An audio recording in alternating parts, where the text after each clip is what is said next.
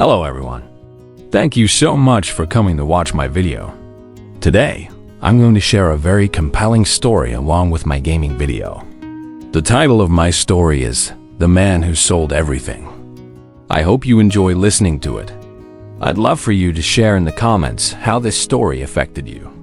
Enjoy the video and the story. Please also share your thoughts on my gaming video in the comments. Whether good or bad, all your comments are valuable to me, friends. With your permission, I'll start telling the story. I met Marcus on a rainy Thursday at a coffee shop in Seattle. He was sitting alone at a corner table, staring out the window with this distant look in his eyes. I wouldn't have noticed him at all except for one thing. He was wearing a designer suit that probably cost more than my rent, but his shoes were falling apart. Not fashionably distressed. Actually falling apart. That contrast stuck with me. So when I went to grab sugar for my coffee, I walked past his table and said something stupid like, "Rough day?" He looked up at me, and I swear I saw something break behind his eyes. Not in a bad way. More like relief. Like he'd been waiting for someone, anyone, to acknowledge he existed. He asked if I wanted to sit down. I had nowhere to be, so I did. And over the next 3 hours, he told me a story that completely changed how I think about success. Marcus had been a senior executive at a tech company. The kind of job people dream about. 6-figure salary, stock options, corner office, the whole package. He'd worked his entire adult life to get there. Started as an intern at 22. Climbed the ladder for 15 years straight. Every promotion, every raise, every recognition was proof he was winning at life. His parents were proud. His friends were impressed. His girlfriend at the time, who later became his wife, couldn't believe how ambitious and driven he was. From the outside, Marcus had it all figured out. He was the guy everyone else compared themselves to and felt like they were falling short.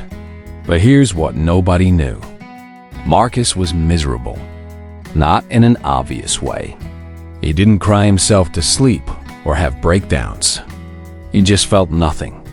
He'd wake up in his expensive apartment, put on his expensive clothes, drive his expensive car to his important job, and feel absolutely hollow inside.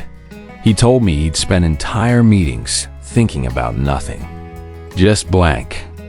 Someone would be presenting quarterly results or discussing strategy, and he'd be sitting there nodding, looking engaged, while his mind was completely empty. He became an expert at looking like he cared while feeling absolutely nothing. The thing that got me was how long this went on. Not weeks or months. Years.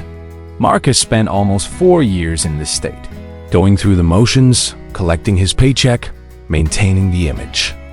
He said it was like being a ghost in his own life. Present, but not really there. What finally broke him wasn't some dramatic event. It was his daughter. She was 7 years old, and one night she asked him to help her with a school project about what parents do at work. Simple assignment. Draw a picture, write a few sentences. She asked him, "Daddy, what do you actually do?" And he froze. He literally could not answer his 7-year-old daughter's question. Not because it was complicated, because he genuinely didn't know anymore.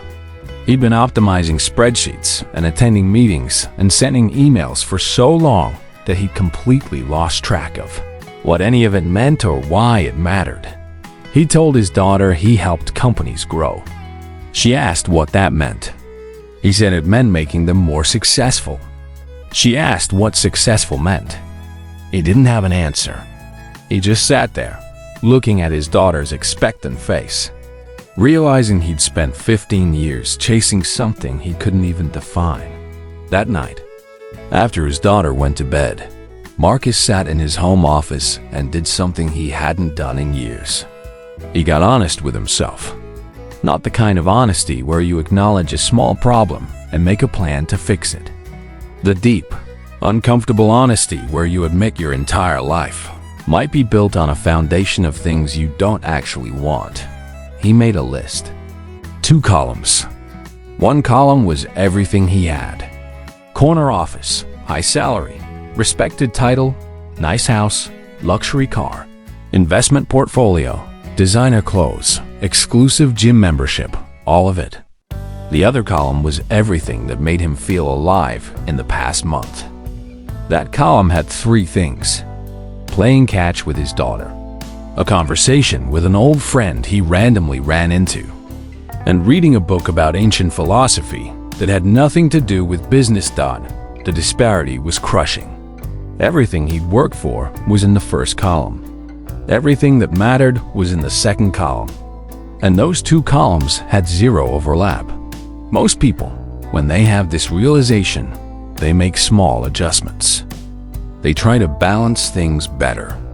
They commit to more family time or pick up a hobby. Marcus didn't do that. He did something that everyone thought was insane. He quit his job. Not to take another job. Not to start a business. He just quit. Gave his 2 weeks' notice, cleared out his office, and walked away from everything he'd spent 15 years building. His colleagues thought he'd lost his mind. His parents were devastated. His wife was terrified.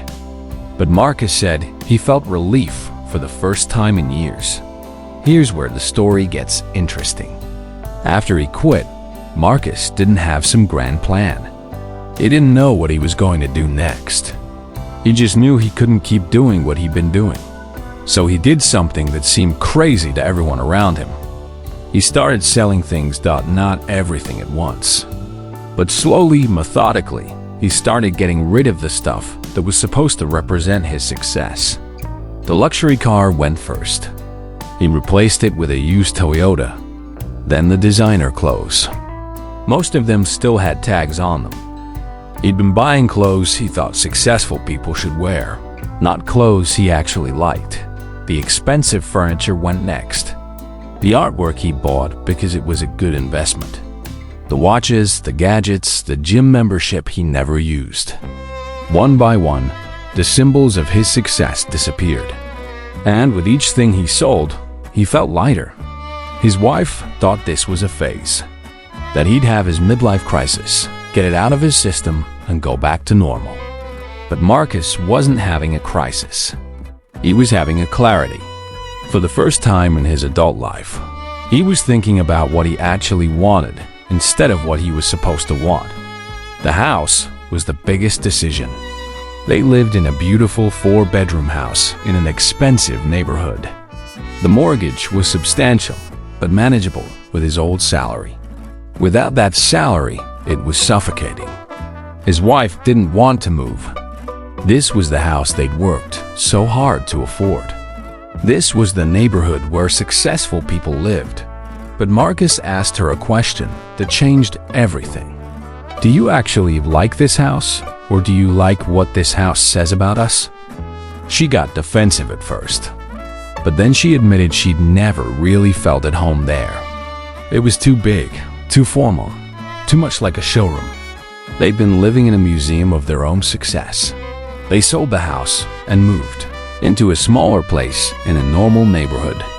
The first night in the new house, Marcus said he slept better than he had in years.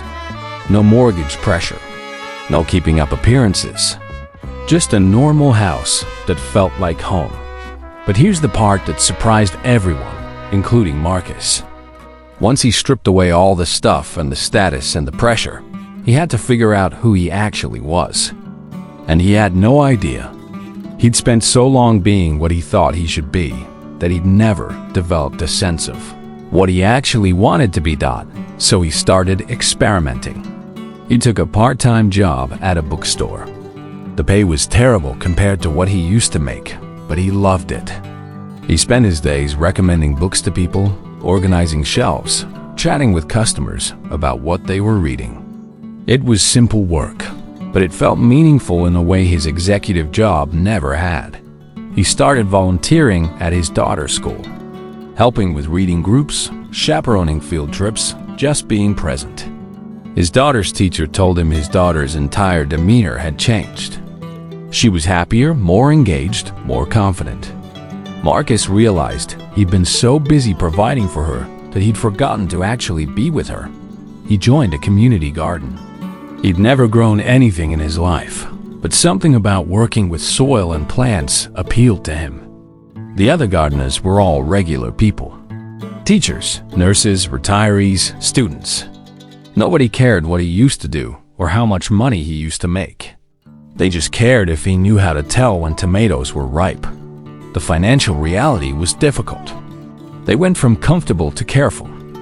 Date nights became walks in the park instead of expensive restaurants. Vacations became camping trips instead of resorts. New clothes became thrift store finds. His wife struggled with it more than he did.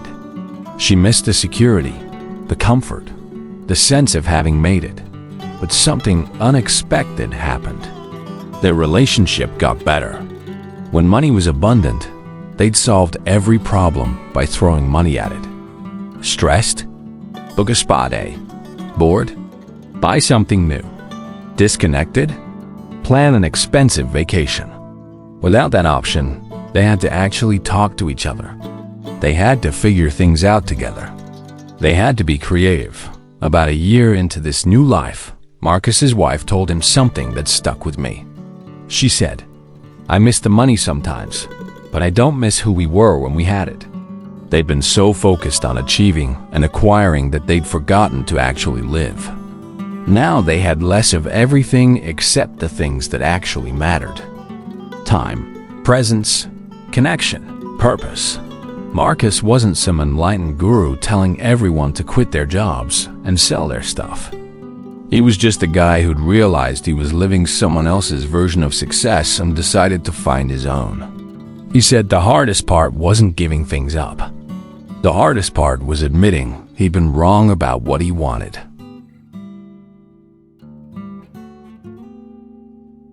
We're so invested in our own narratives, the story we tell ourselves about who we are and what we're working toward. Changing that story feels like failure, even when the story is making us miserable. Marcus said he'd rather be seen as successful and empty than admit he'd been chasing the wrong thing. But once he did admit it, once he let go of the story, everything shifted. Not immediately, not dramatically, but steadily. He built a life based on what actually mattered to him instead of what was supposed to matter. And that life looked nothing like success by conventional standards. When I met him in that coffee shop, Marcus was 2 years into this journey. He was working part-time at the bookstore, part-time as a freelance consultant helping small businesses, and spending the rest of his time with his family and his garden. He made less than half what he used to make. He drove an old car. He wore thrift store clothes. His shoes were falling apart because he kept meaning to buy new ones, but never got around to it. But his eyes were alive. That's what struck me most. When he talked about his daughter's latest school project, or the tomatoes he'd grown, or a book that had changed his thinking, his whole face lit up. This wasn't a man in crisis. This was a man who'd been in crisis and found his way out. Before we parted ways, I asked him if he ever regretted it, walking away from everything he'd built. He thought about it for a moment, then said something I'll never forget. "I regret the years I spent building a life I didn't want. I don't regret a single day since I stopped." I think about Marcus a lot, especially when I'm tempted to chase something because it looks impressive or because it's what I'm supposed to want. His story wasn't about rejecting success or money or achievement. It was about being honest enough to recognize when those things aren't leading where you actually want to go. Most of us won't make the dramatic changes Marcus made. We won't quit our jobs and sell our houses and start over. But maybe we can ask ourselves the questions he asked. What do I have versus what makes me feel alive? What am I chasing versus what do I actually want? What story am I telling myself versus what's actually true? Marcus taught me that courage isn't always about taking bold action. Sometimes it's about admitting you've been going in the wrong direction. Sometimes the bravest thing you can do is stop, reassess, and choose a different path, even when that path looks like failure to everyone watching. I never saw Marcus again after that day, but I heard through mutual connections that he's doing well. Still working at the bookstore, still growing vegetables, still spending time with his daughter, who's a teenager now, still living in that smaller house in that normal neighborhood, still wearing shoes that are probably falling apart, and still, from what I hear, genuinely happy in a way he never was when he had everything. Thank you so much for watching my game video and listening to my story. To watch more snake game videos and hear different stories, please like the video, share it with your friends, and subscribe to my channel to stay updated on the latest videos.